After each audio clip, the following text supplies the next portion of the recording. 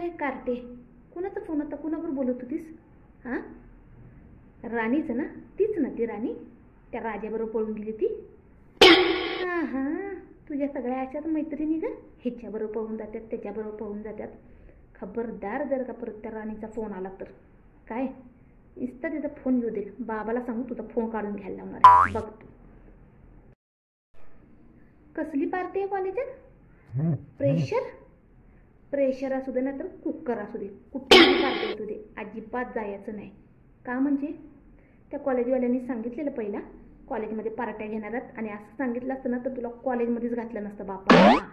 पहिलाच सांगतो, कसली कॉमन पार्टी आहे ना, मी बी येणार मग. चल, कसली कॉमन आहे तिकडं? हां हां हां, मी चालत नाही वे आया, तुम्हाला टोचत्यात. गाप बसायचा घरात.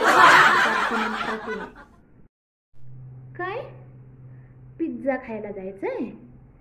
आमच्या काळात पायात घालायला पायतान नव्हतं आणि ह्यांना पिझ्झा खायला जायचं. जाऊन बापाला विचार पहिला, जा. चल.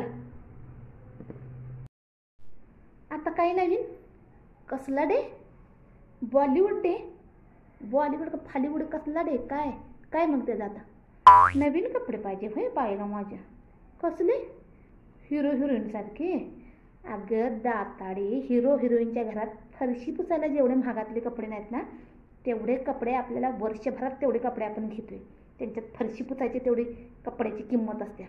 तेवढा पैशामध्ये आपण अख्ख्या वर्षाच्या सगळ्या घराचे कपडे घेतोय. आणि मोठी हिरो हिरोईनसारखे कपडे घ्यायला गप हाय ते घाल, नाही पण तिकडं बोंबलत. तुझ्यामुळं कुणाकुणाचं ऐकून घ्यायचं राहिले ग कार्टे? ती शेजारची म्हसरे काकू ती म्हणून गेली सकाळी की तुमची सोनी नटवी तिकडं कॉलेजच्या बाहेर 4-4 पोरांमध्ये बसून दाताड काढत बसते. त्यात ऐकून घ्यायचं. तिची पोरगी गेली पळून, आता 6 महिने झालं.